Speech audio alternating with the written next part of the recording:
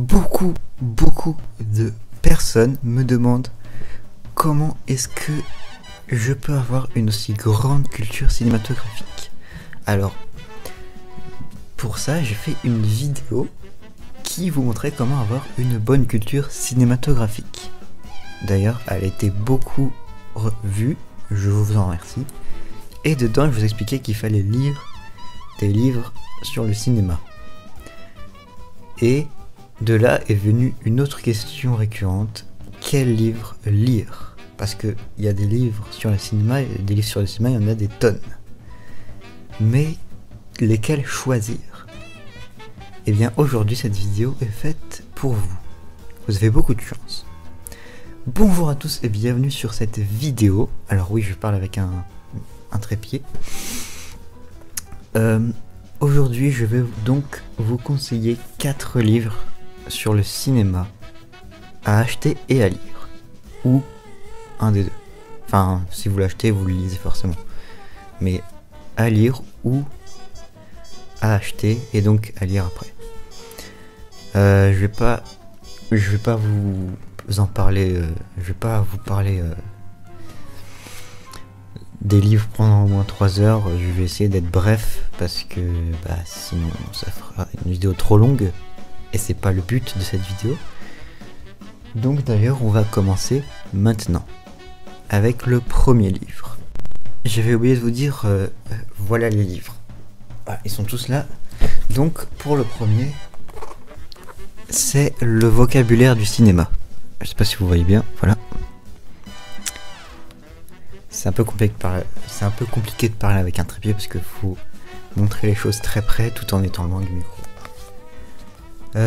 Donc pour ceux qui ne reconnaissent pas, c'est avec ça que je faisais que je faisais parce que j'en fais plus beaucoup, mais je vais peut-être reprendre. Donc c'est avec ça que je faisais Taladef sur Instagram. Donc en gros, chaque jour, je crois que c'était, je prenais la lettre de l'alphabet qui correspondait au jour. Donc j'ai commencé avec un A et donc au fur et à mesure, par exemple là le G, je prenais donc 3 mots que vous connaissiez pas forcément, ou peut-être que si, sur le cinéma, et je vous lisais la définition.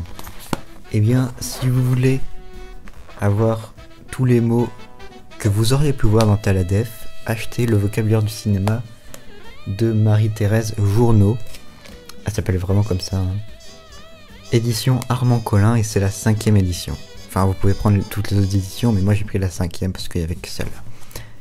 Donc c'est assez bien, voilà, il y a des mots que je connaissais pas dans le cinéma, il y a des mots que je connaissais mais je savais pas ce que ça voulait dire. Et ça m'a pris beaucoup de choses. Voilà. On va passer au deuxième livre maintenant. Le deuxième livre, il s'adresse particulièrement et surtout aux personnes qui ont vu presque aucun film et qui aimeraient en voir. Parce que des films, il y en a une chier. Il y en a beaucoup, énormément. Il y en a des meilleurs, des moins bons, des moyens. Il y en a des connus, des pas connus et tout. Et pour ça, je vous avais dit dans ma vidéo sur la culture cinématographique de regarder des films plus ou moins connus. Parce que sinon, ça fera de l'abondance. C'est-à-dire que si vous regardez que des blockbusters, vous allez être vite lassé. C'est notamment, ça sera, je crois, notamment le cas d'un exemple que je citerai dans une vidéo. Mais voilà. Et donc pour ça, il faut donc acheter le livre 1001 films à voir avant de mourir. Voilà le livre. Donc en gros, c'est simple. Vous avez une sorte d'énorme dictionnaire avec 1001 films, plus ou moins connus, qu'il faut absolument voir. Par exemple, je vais faire au pif.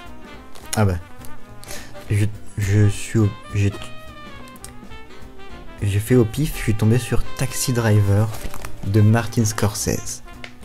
Voilà par exemple un film qu'il faut que vous voyez, mais que moi je n'ai pas vu. Donc en gros, c'est simple, il y a des films, il y a les synopsis, il y a les acteurs, il y a la fiche technique du film. Et il y a 1001 films. Et ça, ce n'est que la 11e édition. Ça veut dire qu'il y a eu 10 éditions de ce livre avant celle-là. Et encore, il y en a d'autres après. Mais en gros, celle-là, ça s'arrête à Black Panther. Donc c'était assez... C'est pas non plus hyper récent comme livre, mais il y a des films qui sont déjà sortis et donc qui sont intemporels. Qui peuvent rester dans le livre parce que Black Panther... c'est le dernier film, mais après il y en a eu d'autres, hein, des meilleurs films. Voilà. Et donc, si vous savez pas quoi regarder, bah regardez la liste des films ici. Voilà, on va passer à l'avant-dernier livre, pardon. Je suis content de pouvoir vous parler de ce livre parce que c'est un livre où quand il a été annoncé, je l'ai directement acheté, enfin précommandé parce qu'il était d'abord en précommande, mais après je l'ai reçu. C'est un livre de quelqu'un que je suis depuis peut-être 2-3 ans. C'est un youtubeur, cinéaste, qui, moi, que j'aime énormément. J'adore ce qu'il fait, j'adore ses vidéos, la qualité de ses vidéos est juste exceptionnelle, les concepts ils sont dingues et il te raconte des trucs que tu n'as jamais entendu parler. Et c'est notamment le cas dans ce livre qui est Sans film, sans histoire. Vous avez peut-être déjà... je vous en ai peut-être déjà parlé parce qu'il était dans mon ancien décor. Il est toujours dans ce décor-là, mais dans mon ancien décor, on le voyait beaucoup parce qu'il était genre comme ça sur les étagères. Donc, Sans film, sans histoire, c'est un livre de Jean-Baptiste Toussaint, alias Tales from the Click. C'est un peu compliqué à dire. Ou en gros, bah, là vous avez son logo ici.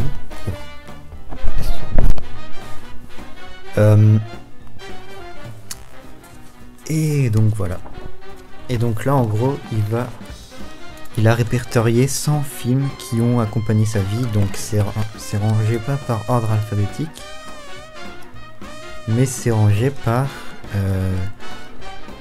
époque. Donc ça veut dire que ça commence par l'enfance, après l'adolescence, la vingtaine, après Montréal parce qu'il a vécu à Montréal pendant 2 ou 3 ans. Après il y a la trentaine. Et après je crois il y a le... ou alors il y a le retour et après la trentaine. Et voilà. Et en gros, chaque film vous raconte donc comment il a connu ce film, ses expériences avec son film, avec certains films.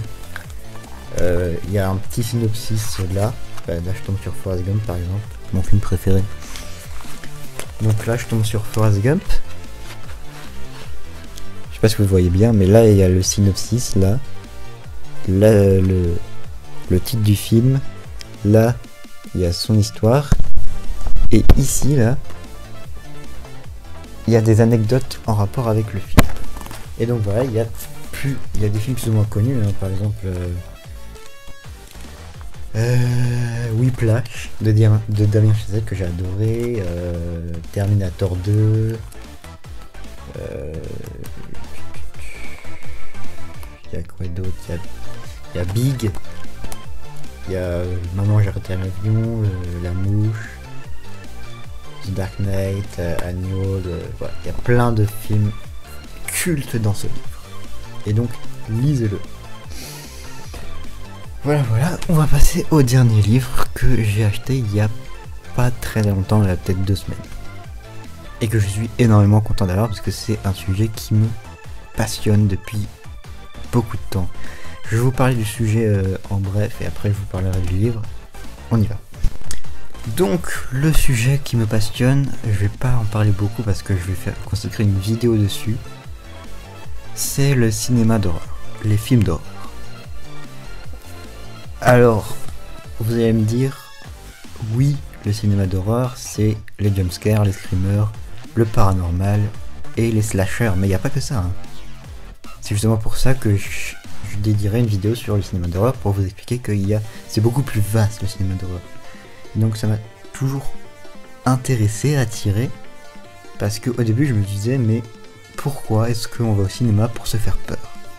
Et il y a eu un podcast d'une émission qui s'appelle Grand bien vous fasse qui est sur France Inter et qui a été fait sur ce sujet, que je vous invite à écouter. Et depuis que j'ai acheté ce livre, je m'intéresse beaucoup plus au cinéma d'horreur. Le cinéma d'horreur, donc le livre, je vous parle, donc le livre, ce livre-là, c'est tout simplement, vous avez des explications, toute l'histoire des films cultes du cinéma d'horreur. Donc c'est rangé par, il y a des catégories cette fois, par exemple, il y a un moment, il y a les slashers. Donc les slashers, c'est quand il y a un psychopathe qui court après des gens pour les buter. Il y a les monstres. Il y a les paranormales, les films connus et les plus connus. Comme par exemple Psychose, Les Oiseaux, Exorciste, Les Dents de la Mer, Alien, Shining, Les Silences des Agneaux. Et après il y a Candyman, Halloween, Scream, tout ça. Et depuis que j'ai acheté ce livre, je m'intéresse beaucoup plus au cinéma d'horreur. Mais déjà parce que j'ai fait un court-métrage d'horreur, enfin pour moi il rentre dans le court-métrage d'horreur, enfin dans le genre horrifique, mais il fait pas non plus extrêmement peur.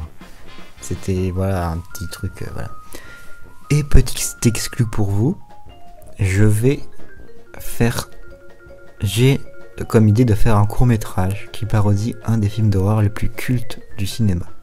Enfin, je pense que je vais faire une parodie, mais voilà, vous allez me dire, ouais, ça copie Scary Movie, mais moi, je suis pressé j'ai envie de faire ce court-métrage parce que j'ai envie de me marrer. Et voilà. Voilà en fait les livres que je vous conseille d'acheter. Après, si vous en avez d'autres que vous connaissez qui sont égales ou mieux que ces 4 là, dites-le moi et puis je regarderai et puis voilà quoi. Donc pour conclure, on a donc le vocabulaire du cinéma, 1001 films à voir avant de mourir, 100 films sans histoire et le cinéma d'horreur. Voilà. Je profite de cette vidéo pour vous annoncer que je pense faire une vidéo où je vous présente toute ma cinémathèque, donc en gros l'étagère où il y a les DVD, il y en a d'autres là-bas, mais tous ceux les plus importants, enfin à peu près, ils sont là. Je vais donc faire une vidéo sur le cinéma d'horreur, et si vous me suivez sur Instagram, vous savez qu'il y aura un prochain épisode de 5 secrets de tournage. Je vais essayer de le tourner dans la foulée. Et sinon on se retrouve très bientôt pour une nouvelle vidéo. Ciao!